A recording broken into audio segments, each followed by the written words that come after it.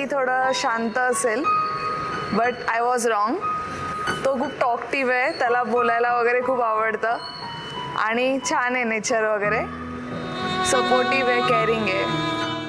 आमचं arrange marriage होतं. जेव्हा मी केतकीला फर्स्ट टाईम बघायला गेलो त्यावेळेला असं वाटलं ते केतकी एकदम फ्री आहे, इंडिपेंडंट आहे, केअरिंग आहे, बोलायला एकदम जे आहे मनात तेच बोलते. संसाराचा नाजूक गोड अनुभवही नवा, नवीन नवीन संसाराचा नाजूक गोड अनुभवही नवा, ललितराव आणि माझ्या संसाराला तुमचा अखंड आशीर्वाद हवा. आणि काहीही लपवून ठेवत नाही, स्वतः इंडिपेंडंट असल्यामुळे काही टेन्शन नाही.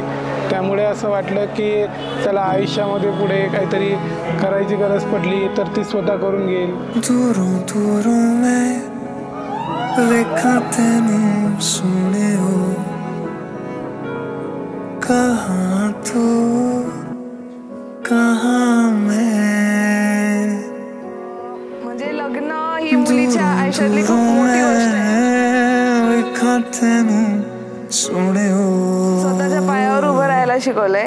आणि मी 3 वर्षापासून मुंबईत राहते, तर कसं राहायचं, कसं हँडल करायचं, कसं लोकांशी बोलायचं, कशी माणसं जोडायची, ही त्यांनी मला शिकवलंय.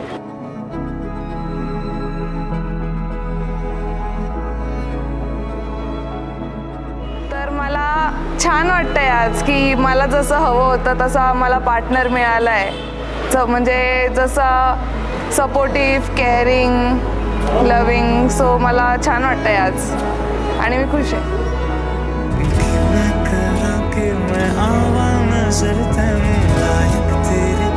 So yes, I am very thankful to them.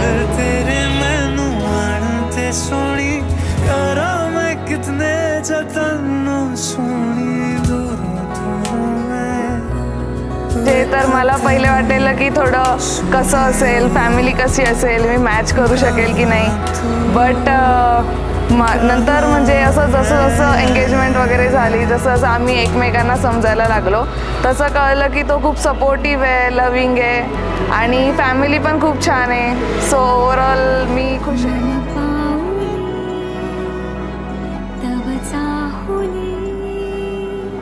Sari function झाले, एंगेजमेंट झालं, आता काल हळद झाली, आज लग्न आहे. तर अचानक असं वाटतं की हा टाईम जो होता हा एक बेस्ट टाईम गेलेला आहे. कारण आम्ही तो सोबत स्पेंड केला बोलून वगैरे. म्हणजे त्यामध्ये आम्हाला कळालं की हां केतकीला काय आवडतं काय नाही, आपण कसं राहायला पाहिजे. तिला माझ्याबद्दल समजलं, मला तिच्याबद्दल समजलं, पुढे जाऊन आपल्याला कसं ट्रीट करावं लागणार आहे वगैरे वगैरे.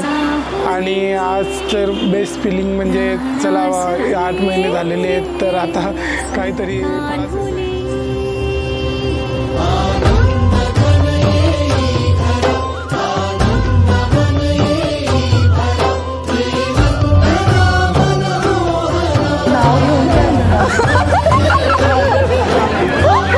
किंवांचे मिलन जन्मांसाठी केतकीचं नाव घेतो तुमच्या आग्रहासाठी.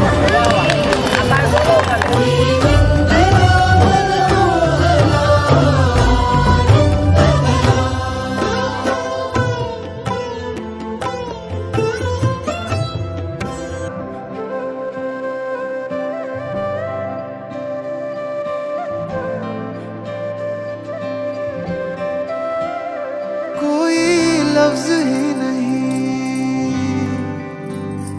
इस दुनिया में कर दे जो ये बयां, तू क्या है मेरे लिए. मैंने मांगा था रब से बस एक ही सितारा,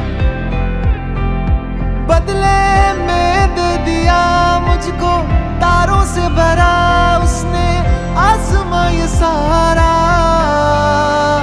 ओ सजना